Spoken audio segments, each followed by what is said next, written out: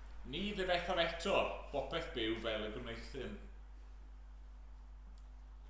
Tra peryr ddeiar, ni ffeidia prydhau a medi, oerni a gres, haf a geiaf, dydd a mos.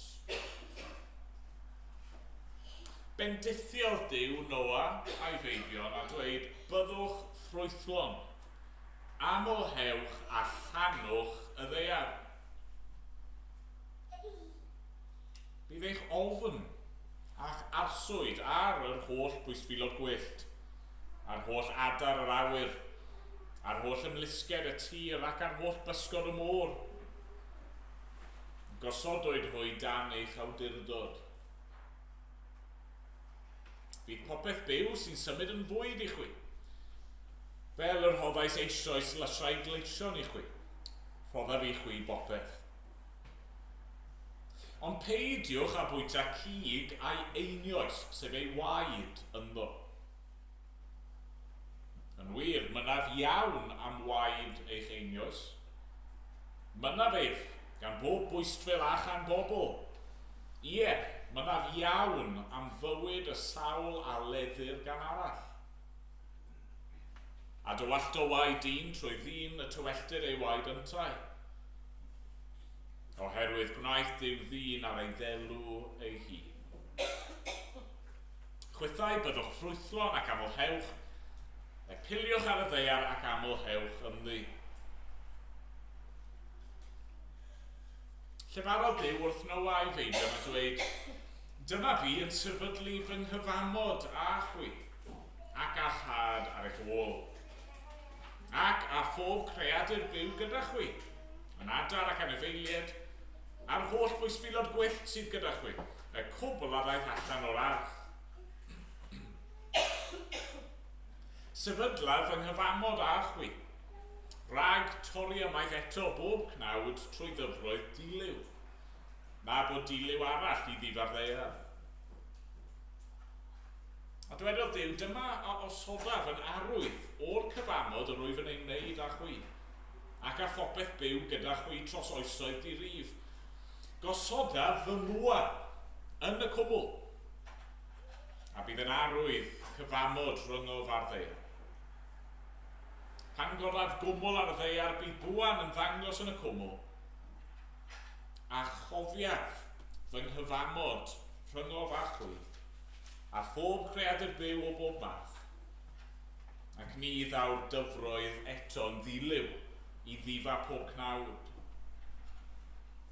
Pan bydd y bwa yn y cwmwl byddaf yn edrych arno ac yn cofio y cyfamod tragwyddol rhwng Duw a phob creadur byw o bob math ar y ddeiar.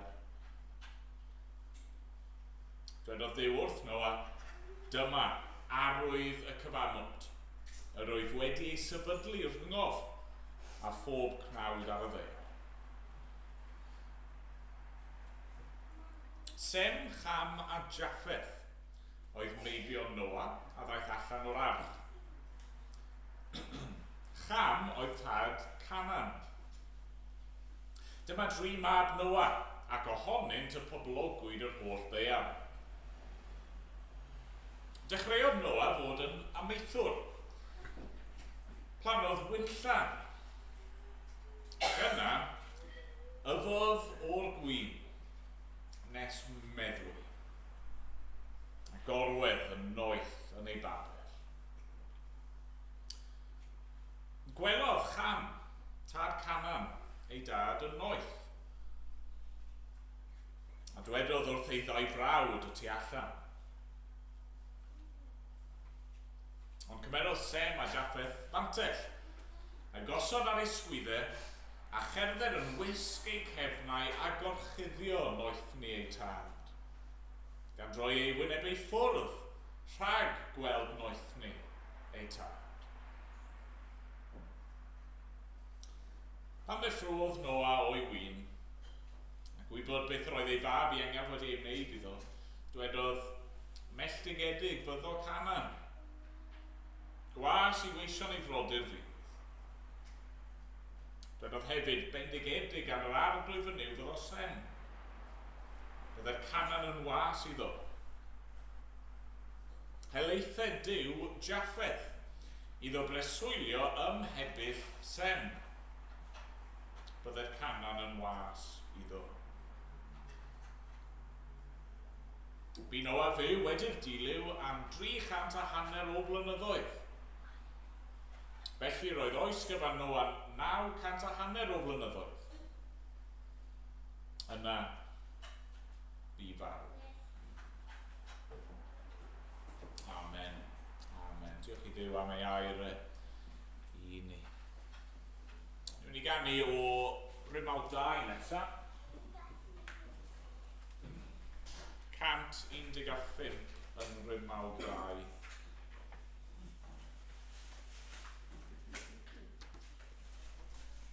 Pyr anghalon ni. Gad i'n fod fel air ac arian gwerthfawr. Pyr anghalon ni. Gad i'n fod fel air. Air coeth. Ac ymlaen, o'n i sefyll i ganu.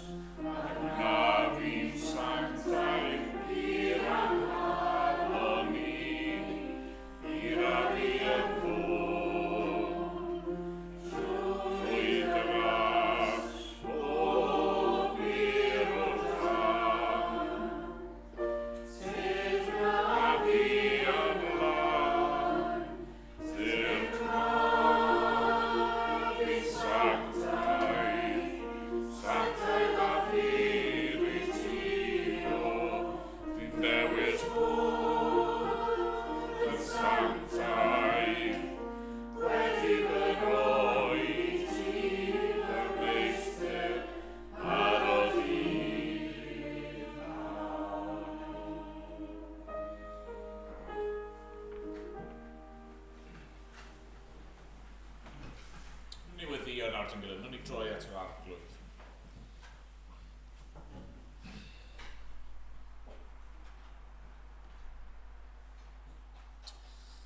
O arglwydd yn Duw, ni'n troi at y si yn awr, ac i ein gweddi yw arnat i'n puro ni arglwydd.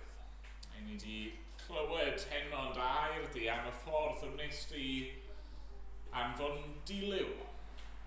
A drwy'r dilyw yna yn barnu'r byd ac eto mewn ffordd yn puro ac yn golchi'n lan ac yn rhoi rhyw ddechrau newydd. Da ni'n gwybod da ni wedi darllen yn yr hanes bod golchi allanol ddim yn ddigon. Hyd yn oed golchi'r byd i gyd fel petai efo dilyw ddim yn ddigon. Bod angen newid dyfnach yno ni. A felly'n gweddi ni arglwydd yw arnat i buro ein calonau ni. Arnat i ddod yn nerth ysbryd glân ac arglwydd yn galw ni at y ti dy hun Arglwydd helpa ni i weld ein angen, gweld ein brynt ni a galw allan mewn ffydd ar yr arglwydd Iesu Grist. Dad, ni'n gofyn yn neud i ddod ac i ein golchi ni'n glanhau ni o tu fewn allan arglwydd. Sgweli di bod yn dda. Dad, os i ni'n onest, heno, i ni gyd yn ymwybodol o'n methiannau ni. Mae yna bethau yn ein bywyd ni, a mae gennym ni cywilydd ohonyn nhw. Arglwydd i ni, eto os ni'n onest arglwydd, mae yna gamgymeriadau a methiannau, mae yna bechod yn ein calon ni, pethau, byswn ni yn cysau i unrhyw un arall i wybod amdano ni. Arglwydd.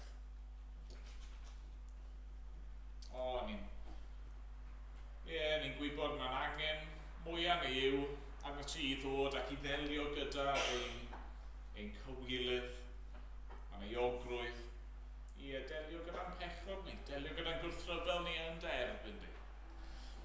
Dad, ni'n diolch bod ti wedi gwneud hyn yn yr arglwydd Iesu Grist, fod yna ffordd i ni i gael dechrau newydd gyfan gwbl, bywyd newydd ynddo fi. Arglwydd, diolch am hyn, ni'n gweddio mae dyna fydda profiad pob un ohono ni yma heno. Byddwn ni'n gwybod bod gennym ni faddeuant pechodau a dechrau newydd sbon yng Nghrist. Dad, ni'n gweddio, neu di helpu ni heno i fwynhau hynny, i werthfawrogi hynny, i orffwys yn hynny. Dad, i wybod bod ein gorffennol ni wedi ddelio gyda.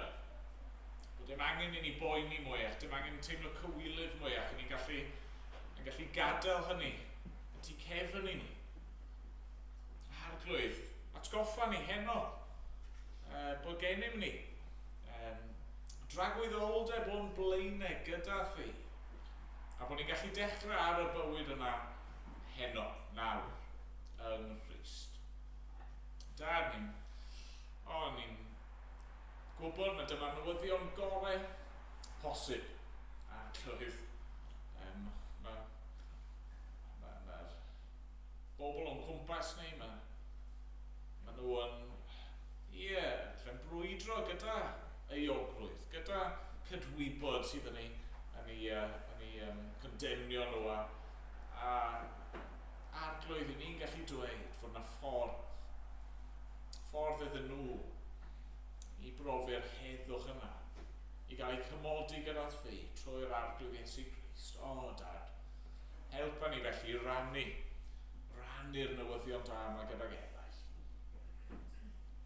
Dad, i ni eisiau gweddio dros ein byd ni nawr. Dad, ni'n gwybod, mae da air di'n dweud, neu di clywed heno, a bydde ti ddim yn dynistrio'r byd trwy ddilyw eto.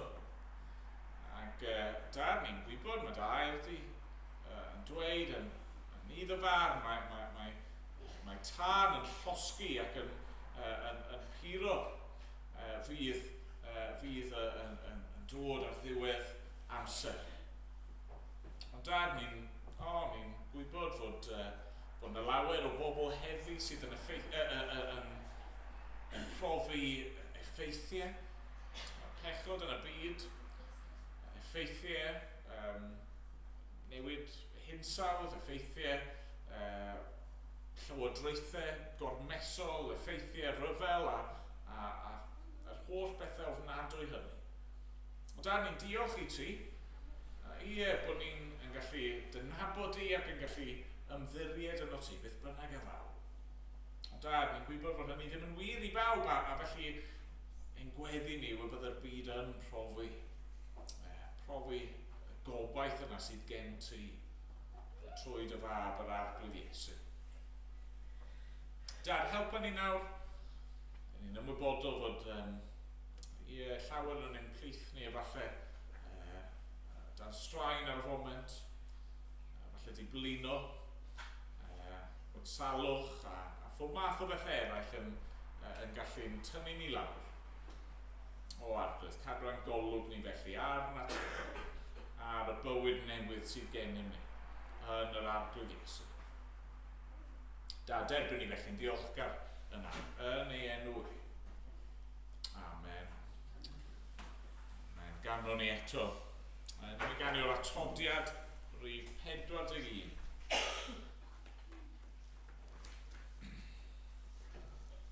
O'r fath newid rhyfeddol mae dyno fi. Daeth Iesu i'n calon i fyw. Ac ymlaen, o'n i sefyll i ganu.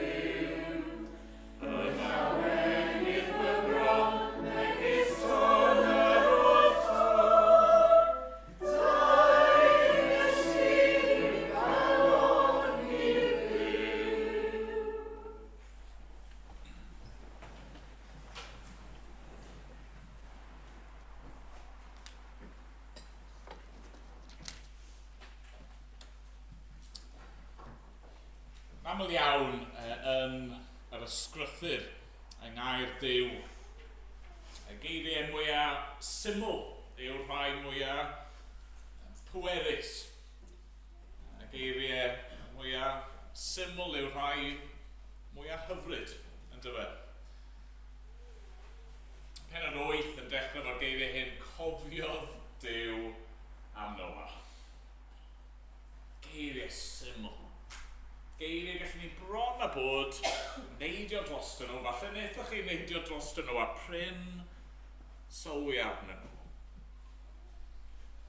Noah a'i deulu, yr holl anifeiliaid, yr holl bwysfilod, yr adar, popeth. Maen nhw wedi bod yn yr arch. Maen nhw wedi cael eu hachub. Dyn nhw ddim wedi cael eu dinistrio yn y dilyw. Maen nhw, fel bod wedi dian crag barn Duw. Dyna lle maen nhw. Yn yr arch. Bydde fe ddim wedi bod yn rwydd, bydde fe ddim wedi bod yn gyfforddus, bydde fe wedi bod yn brofiad digon heriol. Falle bod yna adegau yn yr arch hyd yn oed lle bydde Noah a'i deulu wedi holi ei hunan, wel, be nawr, be nesaf. Ydy Duw di anghofio amdano ni? O na, ddim o gwbl. Cofiodd Duw am Noah. Cofiodd Duw am Noah. Iaith ddynol sydd gyda ni fan hyn, yn union fel yn y benod diwetha, wnaethon ni weld fod Duw yn edifarhau. Wel, wrth gwrs, dydy Duw ddim yn edifarhau yn y ffordd i ni yn teimlo'n sori am beth ni wedi wneud ac yn newid yn meddwl ni. Na, fyna'r pwynt yw bod Duw yn drist wrth weld yn hyn oedd y ddynoliaeth wedi wneud a wedi gwrthryfela ni herbyn a'r ffaith bod nhw wedi mynnu dod â'i farnau arnyn nhw eu hun. Iaith dynol yw e. A fan hyn hefyd, iaith dynol sydd gyda ni. Dydy Duw ddim yn anghofio. Dwi ddim fel ni yn rhoi rhywbeth yn y popdi a wedyn ffindo bod wedi llosgi achos bod ni ddim wedi cadw golwg anno e. Na, nid fel na mai. Duw, ond beth sy'n dod drosodd, beth sy'n cael ei bwysleisio fan hyn yw fod Duw a'i lyged ar ei bobl. Fod Duw yn gwylio dros ei bobl. Fod Duw yn cofio am ei bobl. Ac yn parhau i ddangos trigaredd, parhau i ddangos ffyddlondeb a gofal dros ei bobl. Felly ni ddechrau fyna heno, does? Sa'n gwybod sy'n chi'n teimlo ar hyn o bryd, sa'n gwybod beth ych chi'n ei wynebu yn union ar hyn o bryd. Falle bod chi yn Gristion, a chi wedi trystio yn yr arglwydd, chi yn yr arch fel petai, chi yng Nghrist, chi'n ymddiried ynddo fe ac eto mae'r cwch yn siglo, mae'n tegell ych chi'n dechrau meddwl beth sy'n mynd mlaen fan hyn, beth nesaf, ydy Duw wedi anghofio amdano fi? Wel nag ydy, ddim o gwbl. Ddim o gwbl. Mae'n eich cofio. Mae'n ymwybodol o'ch angen chi. Mae'n deall eich sefyllfa chi yn well nag i chi yn ei ddeall hyd yn oed. Dyna oedd yn wir fan hyn am Noah a'i deulu. Mae Duw wedi cofio nhw. Mae Duw yn gweld nhw. Mae Duw yn gwybod beth sydd ei angen arnyn nhw. A dyna sy'n mynd i ddod drosodd yn y ddwy benod nesaf yma. Genesis 8 a 9. Beth oedd angen ar y ddynoliaeth? Beth sydd angen arno ni heno yma? Dau beth eisiau tynnu'n sylw ni ato nhw. Yn gyntaf, mae dyn ni'r angen am ddeiar newydd. Ni'n cael ein cyflwyno fan hyn yn Genesis penod 8 i'r angen am ddeiar newydd. Ni wedi clywed am y creu. Ni wedi clywed am y cwyn. Ni wedi clywed am effeithiau pechod yn datblygu ac yn amlygu ei hunan, yn gweithio ei hunan allan trwy'r greadigaeth, trwy'r byd. A mae Duw wedi dod, mae wedi dod mewn barn. Mae wedi dod i gosbi pechod, ond nawr ni'n cael ein cyflwyno i'r syniad o leia, y posibilrwydd o ddechrau newydd. Deiar newydd. Mae ni'n dod drosodd mewn sawl ffordd yn dod i. Falle wnaethoch chi sylwi a gweud y gwir ym mhenod 8 adnod 13, yn y flwyddyn 601 o oed Noa, yn y mis cyntaf, ar y dydd cyntaf o'r mis, sychodd y dyfroedd oddi ar y ddaear. A symudodd Noa geiad yr arch, a phan edrychodd allan gwelodd wyneb y tir yn sychu. Nawr gallech chi ddweud, wel, mae cyd-ddigwyddiad yw hynny, ond na, mae'n rhyw arwydd y cad, dyma diwrnod cyntaf, mis cyntaf, flwyddyn, mae'n y ddechrau newydd. A ni'n hoffi hynny yn dyn ni. Mae'n Nadolig yn dod ar ôl hynny fydd hi'n flwyddyn newydd. Bydd rai ohono ni falle wneud rhyw adduned. Blwyddyn newydd, 2023, beth sydd o'n blaen ni yn y flwyddyn yna, beth ni'n mynd i wneud yn wahanol. Mae'n rhywbeth hyfryd yn does am ddechrau newydd. Hyd yn oed cyn ni gyrraedd Ionawr y cyntaf, bydd Nadolig yn bydd a byddwn ni'n cael rhywbeth yn newydd. Par o sanau newydd. Dwi'n hoffi hinto o hyd beth i fi eisiau Nadolig. Sanau. Mae nhw'n wych, dych. Gwisgo par o sanau newydd am y tro cyntaf. Sdim lot o deimladau gwell na hynny, oes e? Neu, jyst rhywbeth mor syml, sa'n os chi erioed wedi cael jyst darn o bapur glân a pedwar. Mae'n jyst yn deimlad braf, yn dydi? Yn aml iawn, mae'r merched yn dod mewn i'r stydi. Mae nhw eisiau papur, gael bapur, please. Fi'n mynd i'r drar a tynno, a mae jyst yn berffaith. Yn dydi? Gwyn i gyd am ychydig bach. A trwy'r penodau yma, ni'n cael ei cyflwyno'r syniad yma, yr potensial yma. Creadigaeth newydd. Daear newydd. Mae'n rhyw adleisiau bwriadol o hanes y creu, falle wnaethoch chi pigo lan arno nhw. Mae ydych chi'n sôn am y gwynt. Mae Duw yn codi gwynt dros y dyfroedd. Cael atgoffa o Genesis pan mae ysbryd Duw, gwynt Duw, nerth Duw yn hofran ar wyneb y dyfroedd. Mae'r dyfroedd yn cilio a tir sych yn ymddangos just fel yn hanes y creu. Mae gennych chi y ddynoliaeth, bob yn ddau, yn dod allan o'r arch. Yr anifeiliaid yn dod allan. Duw yn siarad gyda nhw, Duw yn ei bendithio nhw. Dweud wrthyn nhw, byddwch ffrwythlon aml hewch. Yr un geiriau, a glywon ni nôl yn hanes y creu. Ac wrth gwrs, dyna mewn ffordd, o'n i'n gallu gweld, oedd hi angen yn dyfa. Oedd angen rhywbeth dramatic fel hyn i ddigwydd. Oedd angen bod barn Duw yn dod ac yn cosbi pechod ac yn delio gyda'r pechod. Oedd angen rhywbeth fel hyn, dyfroedd y dilyw yn golchi a sgibo effeithiau pechod i ffwrdd, fel pan gennych chi fowlen.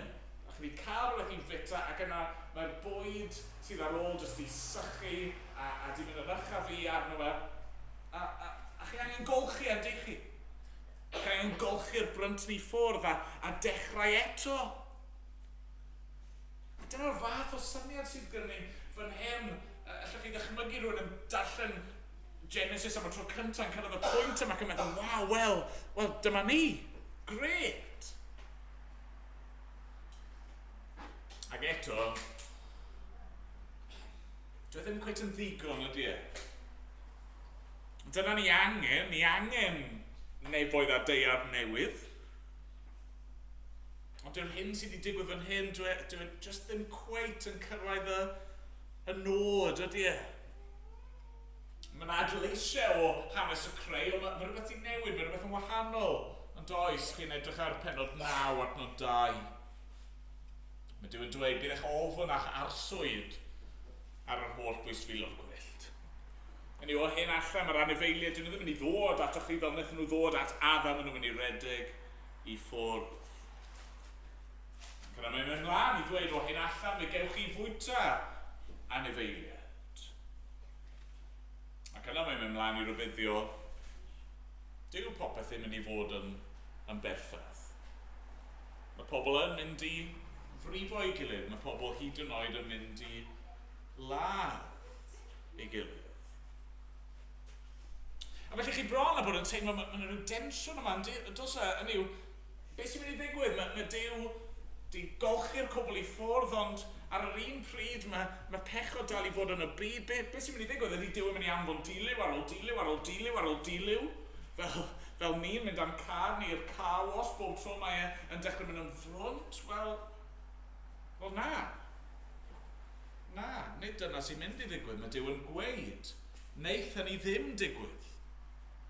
Mae'n rhoi'r addewid yna, dydy, mae'n rhoi'r enfys, y bwa yna yn yr awyr, ac yn dweud, fi'n neud cyfamod, fi'n neud addewid, fi ddim yn ei ddinistrio'r byd yn yr un ffordd eto. Fel Cristnogion, allan ni gymryd cysur yn hynny. Lot o sôn ar y foment yn does am y fel newid hinsawdd ac yr perygl o ryw nuclear apocalypse a'r holl bethau yma.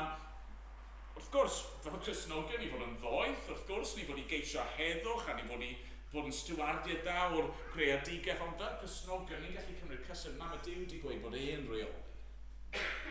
Fe sydd yn penderfynu set a phryd mae'r byd yma yn dod i ben. Chymod be mae'r hanes yma'n dangos i ni yn ei hanfod yw bod ni angen nefoedd a deiar newydd, ond bod hyd yn oed cael dilyw yn golchi'r byd. Hynny yw, mae'n hanes ac eto mae'n rhyw symboliaeth dramatig yna does. Y golchi byd eang yma, dwi jyst ddim yn ddigon. Beth i ni angen yw nefoedd a deiar newydd sbon. Wrth gwrs, cyflwyno'r syniad i ni mae Genesis 8 a 9. Wrth chi ddallan ymlaen, ni'n gweld o dyna'r union beth sy'n cael ei addo i ni. Dwi'n math o lefydd gallwn ni droi. Mi meddwl byddwn ni'n troi yn gyflym at llyfr y proffwyd Eseia. Byddwn ni'n sicr o ddarllen hwn dros Nadolig ar ryw bwynt eto. Ond yn Eseia 11. Dyna'r addewid yma, disgrifiad hyfryd yma o'r hyn sydd yn ein disgwyl ni'n dydd. Eseia 11 at 6. Pan ddaw'r Meseia, fe drig y blaidd gyda'r oen. Fe orwedd y llewpart gyda'r myn. Bydd y llo a'r llew yn cydbori a bachgen bychan yn ei harwain. Bydd y fewch yn pori gyda'r arth a'i llydnod yn cydorwedd. Bydd y llew yn bwyta gwair fel ich. Bydd plentyn signo'n chwarae wrth dwll yr asp a baban yn estyn ei law dros ffair wiber. Ni wnaent ddrwg na difrod yn fy holl bynydd sanctaidd. Canis, fel y lleunwr dyfroedd y môr yw ymylon, felly y llenwyr y ddeiar a gwybodaeth yr arglwydd. Dyfroedd y llenwyr môr. Yn hanes y dilyw oedd y môr yn llenwyr byd. Ond mae yna addewid, mae yna fyd gwell yn dod. Mae yna ddeiar newydd yn dod, lle yr hyn fydd yn llenwyr byd yw adnabyddiaeth o Dduw. A bydd y greadigaeth wedi ei hadfer yr hyn oedd hi yn y dechrau. Nawr dyw'r ateb ddim yn cael ei roi ni fan hyn yn Genesis 8. Sut mae hyn yn mynd i ddigwydd, ond i ni'n gwybod, yn di ni? Chi'n darllen ymlaen trwy'r ysgrythyr a'r addewidion yma am nefoedd a deiar newydd ac yna ni cyrraedd y testament newydd. Yr hanesion yna eto byddwn ni yn darllen dros yr wythnosau nesaf. Mae angel yn dod at Mair. Dweud wrthi bod hi'n mynd i gael plentyn a hethau'n gofyn sut gall hyn fod ar ateb achos mae'r ysbryd glân yn mynd i ddod arno ti. Fel gwynt yna. Ysbryd Duw yn symud ar wyneb y dyfroedd. Mae ysbryd Duw yn mynd i ddod ac yn mynd i Gennyf fi plentyn. Plentyn arbennig, y Meseia, un sy'n dod i deyrnasu. Ni'n darllen ymlaen am y plentyn yma, mae'n tyfu'n ddyn, mae'n dod a mae'n cael ei fydyddio yn yr iorddonen gan Ioan, a wrth iddo fe gael ei fydyddio, beth sy'n dod lawr, yr ysbryd yn dod ar ffurf colomen. Just fel y colomen yna, nath Noa anfon allan ar y ddaear newydd yma, oedd ganddo fe oedd lan, mae Iesu wedi dod a fe wedi dod i ddechrau creadigaeth newydd ynddo fe. Na'r gobeith sydd gennym ni heno. Na'r addewid sydd gennym ni heno.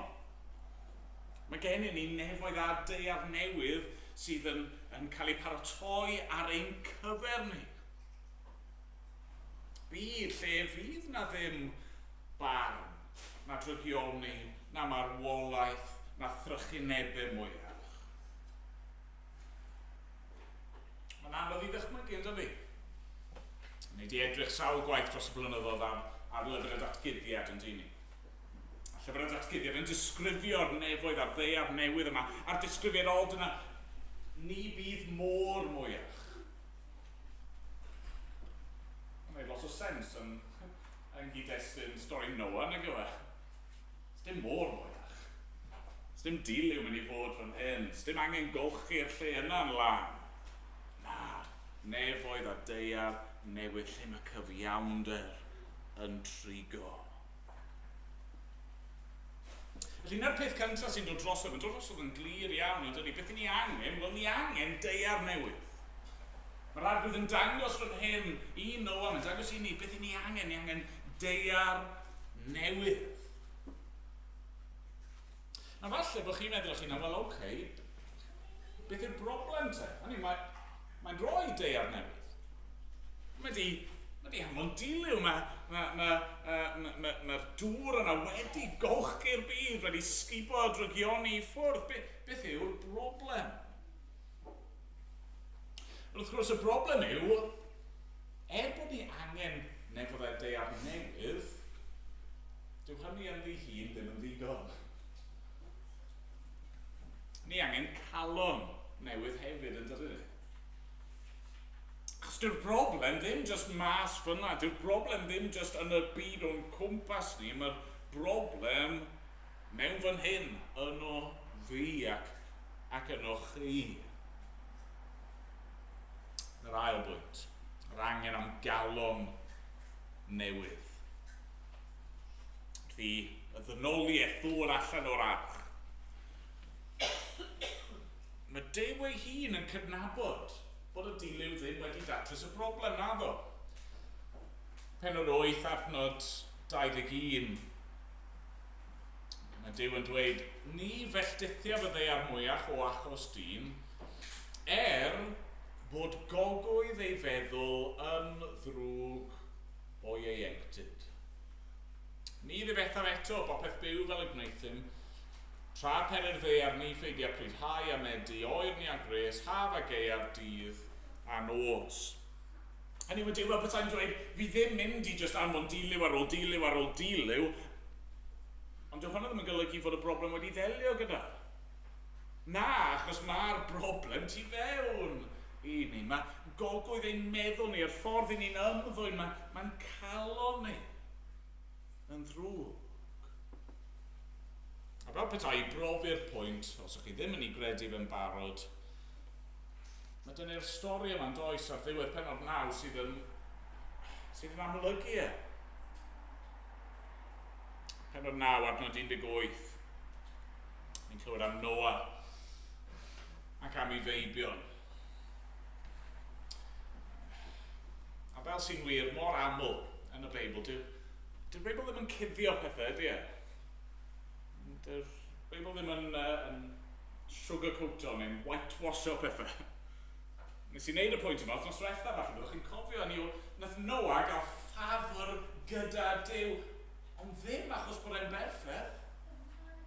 Hynny yw, nath Duw ddim achub Noa achos bod e'n ddi bechod, ac os ydych chi ddim yn credu fi wythnos diwethaf, wel fi'n siŵr bod chi'n credu fi'r wythnos yma. Dyma chi ddyn sydd wedi profi ffafr Duw amynedd Duw, ffyddlondeb Duw, dyn oedd wedi byw mewn ufudd-dod, nath ymateb mewn ffydd, ac a nath rodio gyda Duw, ond beth sy'n wir amdano fe, ond mae'n bechadu. Dwi ddim jyst angen deiar newydd i fyw ynddo fe, mae angen calon newydd yn byw ynddo fe. I ddim yn gwybod faint o amser sydd wedi pasio, neu ddim darllen yr adnodau eto. Yn clywed fod Noah yn dechrau bod yn ffarmwr. Mae'n plannu gwynllan. Gret, dim byd yn bod yna. Mae'n tyfu grawnwyn. Dim byd yn bod yna. Mae'n gwneud gwyn. Dim byd yn bod yna. Mae'n yfed y gwyn. Dim byd yn bod yna. Mae'n meddwi yn racs. Mae'n colli reolaeth, llwyr arno fe ei hun. Mae'n benni lan yn y stad hollol waradwyddus, cywilyddus yma. Jyst i, fath o paso allan yn ei babell yn hollol noeth. Ond os yw beth ni wedi gweld mor belled, yr disgrifiad o'r ddeiar newydd wedi atgoffa ni o hanes y creu, mae beth sydd yn ei fan hyn yn sicr yn atgoffa ni o hanes y cwymp yn dydy. Fel Addag Efa, redeg i guddio yn ei cywilydd a'i noethni. Dyma chi Noah, yn noeth yn ei babell. Ac yna mae un o'i feibion e'n dod o hyd iddo fe. Ham. Ac dyw e ddim yn hollol glir beth yn union mae Cham yn ei wneud wrth weld ei dad fel hyn. Ar y gore, os ni eisiau rhoi'r benefit of the doubt i Cham, ar y gore be mae Cham yn wneud yw rhyw fath o ymhyfrydu yn y ffaith bod ei dad wedi bod mor ffôl.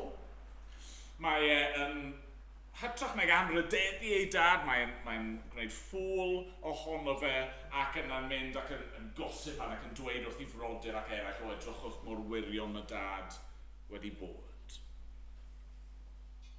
Mae'n bosib bod Cham wedi gwneud rhywbeth gwaith na hynny. Felly bod rhaid o'ch chi'n gwybod yn y Beibl, pan chi'n sôn am dad o'r chuddio noethni rhywun, mae hynny'n gallu cyfeirio at rhyw fath o gyswllt rhywiol. Felly mae'n bosib bod e wedi gwneud rhywbeth a fi i'w dad. Mae yna awgrym falle o hynny, ond beth bynnag yn union ddigwyddodd. Y pwynt yw hyn, mor gyflym yn diffe unwaith eto. Mae calon dyn wedi sbwylo y byd newydd yma.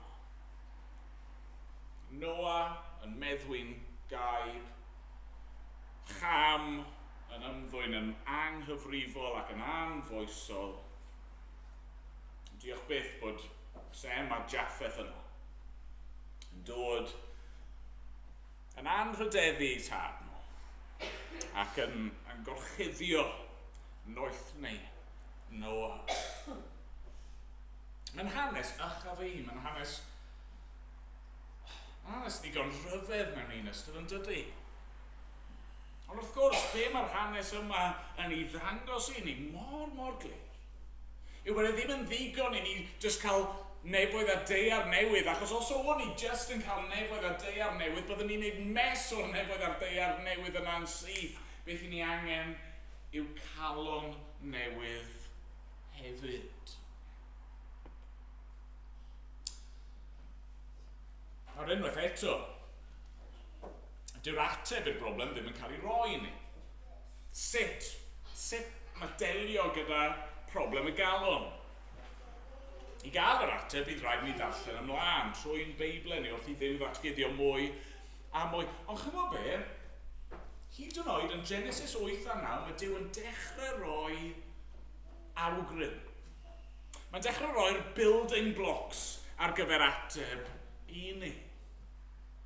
Sut? Pam ydw i'n gweud hynny? Mae gyntaf i gyd, ni'n clywed yn hollol ddiamau fod na arwydd o cad I waed. Felly wnaeth chi sylwi ar hynny. Mae Duw yn neud yn hollol glir fan hyn fod gwaed yn bwysig. Fod bywyd pethau a bywyd pobl yn y gwaed. Dyna pan mae mor ddifrifol pan mae rhywun yn lladd, rhywun arall. Oedd pobl fan hyn, oedd Duw'n gweud, peidiwch bita cig gyda'r gwaed ynddo fe, na. A y rybydd yna hefyd o ddifrifoldeb lladd, achos mae pobl wedi creu ar lun a delw Duw, a mae'r gwaed yn cael ei dywallt yn arwydd o fywyd yn cael ei dywallt. Wrth ni gael hint o hyn, yn barod yn dod yn hanes Cain ag Abel. Duw yn dweud bod gwaed Abel yn gweiddi allan o'r pridd, ond fan hyn mae'n hollol ddiamau. Pan chi'n gweld gwaed, mae Duw yn gweld bywyd. Dyna ni'n clywed am rhywbeth arall hefyd. Mae syniad arall yn cael ei gyflwyno I ni yn y benod yma, neu'r penodau yma. Sef y syniad o gyfamod, yn dyfa? Dim amser dyn ni fynd yn ddofn I hyn nawr, ond cyfamod yn y Beibl yw pan mae Duw yn gwneud addewid. Pan mae Duw yn ymrwymo ei hun i'w bobl. Ac pan mae Duw yn gwneud cyfamod, mae yna arwydd. Arwydd i'r cyfamod. Fan hyn, yr arwydd yw yr endus. Mae Duw yn ymrwymo ei hun I beidio dinistrio'r byd yn yr un ffordd eto, a mae'n rhoi arwydd i'r cyfamod yna.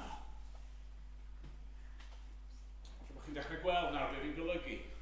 Y building blocks yna. Dy'r ateb ddim yn cael ei roi yn glir, ond mae yna syniadau neu symboliaeth sydd yn dechrau cael ei roi fydd yn rhoi'r ateb I ni. Oherwydd, wrth gwrs, beth sydd yn cael ei addorth I ni, unwaith eto, ddarllen ymlaen trwy'r ysgrythyr, yw bod Duw un diwrnod yn mynd I roi calon newydd I ni. Sut mae'n gallu rhoi calon newydd I ni? Sut mae'n gallu cymryd yn hen calon garreg pechadurus a rhoi calon newydd I ni? Wel, mae'n mynd I wneud hynny trwy sefydlu cyfamod newydd. Sut mae'r cyfamod newydd yna mynd I gael I selio? Beth fydd arwydd y cyfamod newydd yna? Wel, gwaed. Nid gwaed anifail. Ond gwaed mab Duw ei hun, yr arglwydd Iesu Grist. Dyna'r ateb, a ni ddim yn cael yr ateb yn llawn nes I ni gyda tudalen yr Testament Newydd, ond yr ateb, mae Duw yn rhoi nid jyst nefoedd a deiar newydd I ni yng Nghrist, ond mae'n rhoi'r galon newydd ni angen I fyw yn y nefoedd a'r deiar yma hefyd. Wrth i'r arglwydd Iesu Grist farw ar y groes. Wrth iddo fe gymryd arno fe ei hun melltith Duw, barn Duw, canlyniadau a chosb ei pechod ni a rhoi ei waed rhoi ei fywyd yn aberth drosto ni mwyn I ni gael derbyn natur newydd, calon newydd, bywyd newydd ynddo fe. Dyma sydd ei angen arno ni, bob un heno.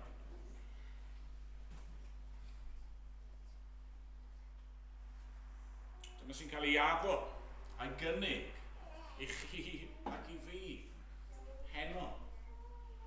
Mae'r arglwydd yn eich cofio chi. Mae'r arglwydd yn gwybod pwy chi a lle ydych chi a beth sy'n mynd mlaen yno chi. Mae'n gwybod mae'ch angen mwyaf chi. Beth bynnag chi'n wynebu, eich angen mwyaf chi yw nefoedd a deiar newydd a calon newydd I fyw yn yr hyn mae ein I roi. Ydych chi'n mynd I dderbyn y cynnig yna? Ydych chi'n mynd I dderbyn y gwahoddiad? Ydych chi'n mynd I ddod ac ymddiried eich hunain i'r arglwydd? Ydych chi ddim yn gallu ymddiried yn y byd yma. Mae hynny'n hollol gywir. Chi ddim yn gallu ymddiried yn eich calon naturiol chi eich hunain. Mae hynny'n amlwg. Yr unig o beth sy'n dynnu yw'r hyn mae'r arglwydd yn ei roi. Wel, diolch iddo. Amen. Ni wedi ganu Emyr i orffen. Ac yn credu fi'n iawn o rif 465 yn y llyfr yma.